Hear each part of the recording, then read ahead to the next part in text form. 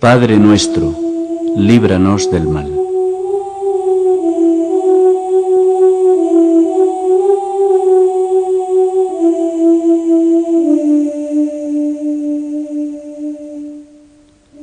Las experiencias cotidianas más familiares, esas que nos parecen naturales y a las que no solemos dar importancia, constituyen nuestra riqueza. Pero no es fácil darse cuenta. A veces las apreciamos cuando nos faltan, sobre todo las experiencias que tienen que ver con nuestras necesidades materiales. Pero hay experiencias diarias y cotidianas que nunca nos van a faltar porque no están amenazadas de pérdida. Sería difícil, por no decir imposible, que alguien nos las arrebatara. Una de ellas es la de rezar el Padre Nuestro. ¿Echaríamos de menos esta oración si nos faltara? Estamos llegando al final, y no estaría mal distanciarnos un poco, y con todo lo que llevamos meditado de cada una de sus frases, sería provechoso dejar sentir por dentro la extrañeza de esta oración tan cotidiana y corriente. Hemos hecho de esta plegaria algo así como un estandarte cristiano, una señal de nuestra condición de bautizadas y bautizados. Pero la verdad es que en el Padre Nuestro no hay especiales indicios de grupo concreto religioso. Es una oración tan sumamente abierta, tan universal, que puede rezar con ella cualquier humano que reconozca un Dios personal. Sus peticiones, como hemos ido viendo a lo largo del año, expresan necesidades y anhelos de todos los humanos. Líbranos del mal. ¿Quién puede decir que no ha gritado alguna vez algo parecido cuando su vida ha quedado sorprendida por alguna amenaza, cuando ha sentido angustia, cuando ha percibido el peligro o se ha encontrado en alguna situación de fragilidad y debilidad? No estamos ante una petición moralista, sino ante un grito humano universal, ante una experiencia antropológica. Vamos a realizar un pequeño recorrido con cierto orden. Comenzaremos por situar esta frase en el contexto de oración de todo el Padre Nuestro, y al Padre Nuestro en el contexto evangélico de Mateo, aunque sea solo para recordarlo. Nos detendremos un poco más en la experiencia de Jesús y terminaremos hablando de nuestro problema con el mal y de nuestra experiencia del mal. Líbranos del mal en el contexto del Evangelio de Mateo. El Padre Nuestro se encuentra en el contexto de las 6 secuencias discursivas del Sermón del Monte de los capítulos 5 y 6 de Mateo. Jesús está redefiniendo la ley judía y está abriéndola a una experiencia universal. Esta nueva manera de entender la ley resulta más exigente cuanto menos vinculada se encuentre a un determinado grupo social y religioso como el judío. Jesús inaugura esta redefinición con una premisa de felicidad. Las bienaventuranzas, porque la ley no puede oprimir, sino por el contrario, brindar posibilidades de libertad, universalidad y felicidad. A partir de esta premisa, las relaciones humanas, la fidelidad, el amor a los enemigos, la limosna, cambian de sentido. Ayunar, ayudar solidariamente a los demás, orar, no pueden ser leyes externas e impuestas, sino experiencias personales desbordantes, nacidas de una vivencia básica de felicidad. El Padre Nuestro expresa necesidades que tienen que ver con nuestro más profundo anhelo de felicidad. Y este no queda reducido a unas aspiraciones desconectadas de nuestra experiencia real y material de la vida, sino que incluye todas las dimensiones en las que anhelamos la felicidad. La oración de Jesús puede definirse, en pocas palabras, como una oración abierta, breve, personal y comunitaria, como prueba el hecho de que esté formulada en primera persona del plural. Su petición final, líbranos del mal, debemos considerarla en paralelo con la frase precedente, no nos dejes caer en la tentación. Líbranos del mal debemos entenderla en primer término en relación con el deseo de no sucumbir en la prueba. El anhelo de felicidad humana encuentra en su camino dificultades, pruebas, crisis, que percibimos como amenazas contra nuestra integridad, nuestros proyectos, nuestros mejores deseos, nuestro esfuerzo o nuestro mismo horizonte de sentido. Y de estas situaciones brotan las dos peticiones. No nos dejes caer en tentación, líbranos del mal.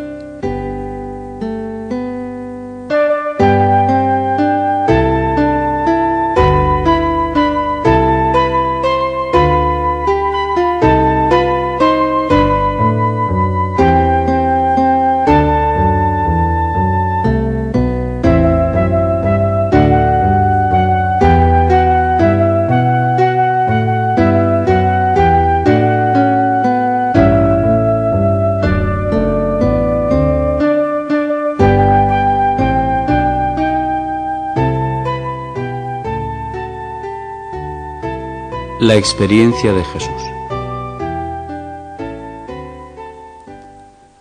¿Pero qué sabe Jesús de esto? ¿Enseña Jesús a orar al margen de su experiencia? ¿Es un rabino que instruye sobre la ley quedándose él mismo fuera de ella? Ciertamente, quien haya leído el Evangelio de Mateo desde el comienzo no puede afirmar que Jesús se excluya de su enseñanza. Si hay alguien que sepa de la tentación y del mal, es él. Cuenta en su haber la experiencia de las tentaciones en el desierto y los elementos del mal que percibía en cada una de ellas. Jesús ha experimentado en su carne la ambigüedad y complejidad del mal y del maligno. Debemos tener presente, además, que la comprensión del mal en la cultura del tiempo de Jesús, de la que él mismo participaba, no es como la nuestra. Para Jesús, como para sus contemporáneos, no se trataba de un problema filosófico o de un tema de teodicea, sino que el mal estaba ligado a lo diario y cotidiano. El mal y lo malo se refieren a las experiencias cotidianas de la gente, las experiencias de enfermedades, de dolor, de malos sueños, de malas personas, de elementos de la vida y de la naturaleza que no pueden controlarse y que son atribuidos a espíritus que se adueñen de las personas. Se refiere a la carga diaria que supone el esfuerzo, a la experiencia de injusticia y de marginación, de opresión política y económica por parte de las colonias romanas, de la opresión de la misma ley religiosa impuesta por los líderes religiosos. El mal es lo que sufre el leproso, el ciego y el cojo, la hemorroísa, la madre viuda del hijo muerto, los discípulos que gritan en el peligro de la tormenta del lago y se resisten a que Jesús tenga que sufrir y niegan las consecuencias de los actos de su Maestro. El mal es la experiencia empática de Jesús con el sufrimiento de los demás, pero también su soledad al saberse incomprendido por los suyos. El mal es su experiencia de angustia mortal en Getsemaní, el dolor físico de su tortura en la pasión, el dolor psicológico de su humillación y el dolor religioso de su desamparo. Pero también el mal es para Jesús y sus contemporáneos el mal moral derivado de la mala voluntad, de la hipocresía, la injusticia, la marginación de los demás y la ambición. En esta frase de su oración, Jesús reconoce que el mal es poderoso, pero a la par que el mal puede ser vencido. Por eso nunca puede interpretarse como una petición a que Dios haga en el mundo lo que las mismas personas pueden realizar en la historia que les toca vivir. Jesús mismo lo enseña así. Para quien sigue leyendo el Evangelio, es claro que el mensaje y las acciones de Jesús realizan lo que pide a su Abba, en vez de esperar que Él actúe de modo automático. La oración de Jesús y la que Él enseña a los suyos no es una oración para dejar la vida y la solución de los problemas en manos de Dios, porque ¿cuáles son esas manos? Cuando Jesús dice a Dios, líbranos del mal, está queriendo decir, ayúdame a librar del mal y a librarme del mal. ¿Cómo se libra Jesús del mal cuando se encuentra en la crisis de la tentación? Lo mismo que se libera del mal cualquier persona que en situaciones difíciles echa mano de todos sus recursos. Jesús utiliza sus mejores recursos humanos y religiosos para salir de esa situación. En concreto, utiliza la palabra de Dios, esa que le han enseñado en su casa y en la sinagoga. Utiliza su capacidad reflexiva, su inteligencia, su voluntad y su confianza en Dios. Y luego, cuando es acusado, se libera del mal defendiéndose con sus pequeños recursos, es decir, afirmando su verdad y su libertad frente a los que le acusan. Y al final de su vida, cuando ya no tiene recursos, cuando ha quedado despojado de todo, entonces se libera del mal dejando su vida y el sentido de su vida, su fracaso y su dolor en las manos de aquel en quien confía y del que se sabe hijo. Su entrega a la muerte es la entrega voluntaria a Dios que puede más que la muerte. Es su llamada última, aquella en la que grita con más fuerza a su Abba, líbrame del mal. Y nosotros sabemos que Dios le resucita y le libra de la muerte. Pero la oración de Jesús, líbranos del mal, en primera persona del plural, es un compromiso implícito con la realidad del mal y del dolor que hay en la vida. El Jesús que ora a su Abba del cielo con esta petición es el mismo que actúa liberando y rescatando del mal y del maligno. Jesús libra del mal cuando cura, cuando devuelve la dignidad a los desposeídos, cuando les ayuda a reintegrarse en la sociedad, cuando defiende a publicanos y mujeres públicas de los juicios de los que se creen puros y mejores, cuando rompe las cadenas de la ley, cuando da de comer a la multitud hambrienta y otorga libertad a los que se encuentran oprimidos, cuando expulsa a los espíritus y devuelve la cordura, cuando instruye a sus discípulos y discípulas y cuando les reprende. Su persona, su mensaje y sus acciones corroboran el compromiso de su oración. Son un acto continuado de liberación del mal. Pudiera parecer que este acto de libertad y de liberación tiene lugar desde arriba, desde los privilegios que sin duda tenía Jesús. Debemos darnos cuenta de que Él no está enfermo ni sufre la marginación de los impuros, ni está poseído por espíritus malignos. Jesús puede comer todos los días y cuenta con gente que le admira, que le ama y que le sigue. No es un proscrito ni es un prosélito, ni siquiera es una mujer sometida a 1000 condicionamientos sociales, culturales y religiosos. Jesús es un hombre instruido, con garra humana y capacidad de convocatoria, con imaginación y creatividad, con un tipo de autoridad que no necesita del apoyo de la ley ni de la dependencia de una escuela. Parece tenerlo todo para dar desde arriba, desde su posición privilegiada. Y, sin embargo, cuando leemos el Evangelio, ¿por qué no tenemos la sensación de que se pronuncia desde arriba, desde sus privilegios y su condición superior? ¿Dónde reside su secreto? Volvemos al principio. Jesús comienza su andadura desde una experiencia fuerte que le zarandea. Si de la escena del bautismo sale confirmado en su identidad, consciente de que hay alguien, su Abba, que le ama, le considera su hijo y le envía su espíritu, enseguida se encuentra en el desierto donde toda esta identidad es pasada por la duda y por la prueba. Si eres hijo de Dios, le dice el diablo por 3 veces, focalizando la tentación en la naturaleza de su relación con Dios, en la fuente y motivación de su vocación y por tanto en su misma identidad. El diablo le pincha donde más puede dolerle, donde más puede dolernos a todos, en aquello que constituye nuestra identidad, allí donde encontramos el apoyo relacional de nuestra vida, en quienes nos dicen que nos quieren y fundamentan nuestra autoestima. Y todo esto, como muestra una a una cada tentación, compromete su futuro, no sólo sus acciones posibles, sino el sentido de ellas y las motivaciones que las conducen. Pues bien, porque Jesús ha sentido en sí mismo este fuerte zarandeo de la tentación, no puede librar del mal desde arriba, como quien no conoce por propia experiencia el zarpazo del mal y del maligno, la duda y el temor. Pero, por si fuera poco, luego es acusado de estar en connivencia con Belcebú, y de este modo percibe la amenaza y la sospecha de las autoridades.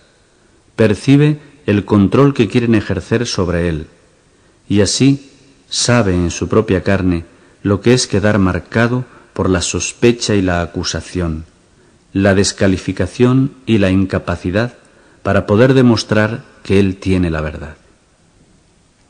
Descubre que sus acciones pueden interpretarse de muchos modos, que pueden ser utilizadas en contra suya. Y esta experiencia le vuelve cercano y solidario con los juzgados y acusados, los proscritos y marginados. Cuando en la escena del juicio final del capítulo 25 se identifica con los hambrientos, sedientos, enfermos, desnudos y presos, el lector o lectora sabe que eso es lo que va a vivir un poco después en su pasión. De forma que Jesús libera del mal y de los males y dolores de la vida con una conciencia y una experiencia personal lúcida y fuerte de lo que eso significa. Su solidaridad activa y creativa es empática y desde dentro. Por eso es verdaderamente liberadora y redentora. Por eso ni humilla ni ofende. Por eso es tan auténtica y desencadena una revolución que fue más allá de lo que él mismo jamás pretendió.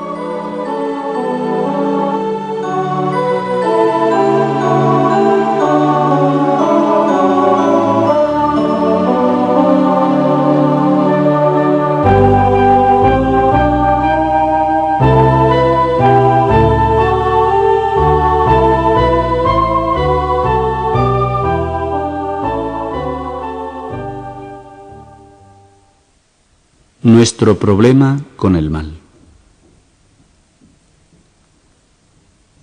Cuando oramos diciendo que Dios nos libre del mal, ¿qué pedimos y con qué conciencia lo hacemos? ¿Qué experiencia de mal tenemos y cómo entendemos que Dios puede librarnos de él y vencer el mal? Generalmente, según puedo comprobar a menudo, pensamos en el mal como mal moral, porque desgraciadamente la experiencia cristiana está toda ella pasada por el filtro de la ética, cuando tendría que ser al revés, que la ética cristiana derivara del desbordamiento religioso del Evangelio. Librar del mal, entonces, suele estar vinculado a nuestra idea de pecado. No nos dejes caer en tentación y líbranos del mal, suele ser entendido como no me dejes pecar. De esta forma, alejamos nuestra oración de la fuente y del sentido evangélico, reducimos su sentido, lo individualizamos y lo esterilizamos. Así es imposible que el Padre Nuestro sea una oración que influya realmente en la vida. Le quitamos la garra transformadora que posee y lo desvinculamos de la realidad, de la historia y de las situaciones para las que más lo necesitamos. Tal vez debamos comenzar por el principio y entrar en nuestra misma experiencia del mal. Vamos a recorrer brevemente algunos elementos de esta posible experiencia.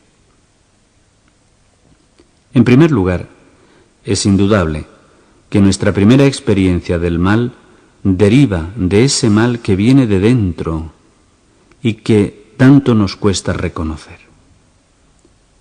Y ello en un doble nivel y en un doble sentido. El primero, como experiencia de fragilidad y vulnerabilidad. El segundo, como experiencia conflictiva interna.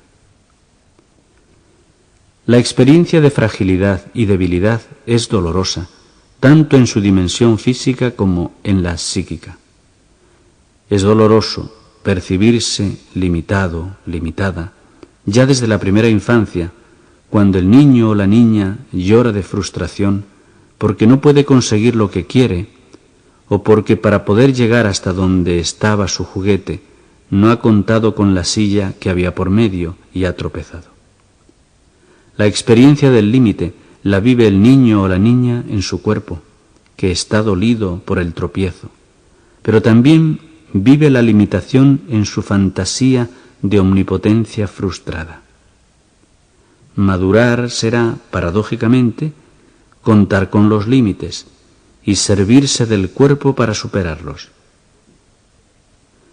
La experiencia consciente y libre de la propia fragilidad nos posibilita paradójicamente para librarnos del mal como límite sin necesidad de negarlo y para poder librar a los demás de él. Males internos son, en la otra vertiente de nuestra experiencia, nuestros conflictos con nosotros mismos, nuestros desarraigos interiores, nuestro sentimiento de culpa, nuestros sentimientos negativos para con nuestra propia persona y para con la persona de los otros. Es también nuestra experiencia del mal moral derivado de nuestras malas intenciones, nuestras envidias, secretos deseos y demás. Y nuestra experiencia del mal está ligada especialmente a nuestro mundo relacional. Nos duele amar y no amar, nos crea conflictos convivir y aislarnos, nos hace sufrir ser solidarios y encerrarnos egoístamente. El dolor y el mal van unidos a las múltiples y ricas experiencias de relación. Y cuando menos nos defendemos de estos males, más abiertos quedamos a la experiencia de placer, de gozo y de felicidad intensa. Porque nuestra experiencia relacional es rica si la dejamos ser paradójica, si no pretendemos negar su parte más dura y eliminar el sufrimiento de muchas de sus facetas. Líbranos del mal no puede ser nunca, no nos permitas sufrir en las relaciones, sino más bien, líbranos de hundirnos, de encerrarnos y abatirnos cuando el sufrimiento llegue a nuestras relaciones. Pero no podemos olvidar la presencia palpable y omnipresente del mal externo, el mal social, la experiencia de injusticia e insolidaridad estructural, el dolor y la muerte innecesarios, el horror de la violencia y las múltiples y sofisticadas formas de explotación y deshumanización de las personas y de los pueblos. Lo peor, a mi modo de ver, es el derrotismo que percibo cuando tomamos conciencia, un minuto siquiera, de estos terribles males en que se incluyen todos los niveles y dimensiones precedentes, como si no creyéramos posible lo que pedimos. Líbranos del mal, como si concediéramos todo el poder al mal y al dolor y al sufrimiento más que a la posibilidad del bien y de la verdad, la justicia y la felicidad. Como si esperáramos un milagro de fuera, de un Dios externo y alejado de la vida y del mundo, que no tuviera nada que ver con nosotras y nosotros. Y esto es contrario a la oración del Padre Nuestro, contrario a la experiencia de Jesús, a nuestra fe en la Pascua y en el Señor que vence a la muerte. Es contrario a lo que significa ser un cristiano o una cristiana que pide que nos libre para poder liberar, que mientras libera del mal sigue rogando por ello con toda su alma, que sabe que orar implica actuar, consciente de que Dios está, como era consciente Jesús de esta presencia suya. Pero además, quien ora pidiendo que Dios nos libre del mal y no se compromete, a la par, en esa liberación, es que piensa, tal vez, que todo ese mal no tiene que ver con ella o con él. Se piensa quizá fuera de su origen y no se experimenta cómplice de su mantenimiento. Lo mejor, en este caso, sería dejar de rezar el Padre Nuestro por un tiempo y convertir nuestra conciencia ante la realidad del mal y del sufrimiento. La Pascua, que es nuestra fe en que el bien vence al mal, en que la muerte y el dolor no son la última palabra, debe ser adelantada en nuestros gestos, en nuestra manera de vivir y en el sentido que le damos. La oración del Padre Nuestro es una oración comunitaria y pascual en donde rogamos a Dios que siga en nuestra realidad, comprometiéndonos contemporáneamente a seguir nosotros y nosotras en ella.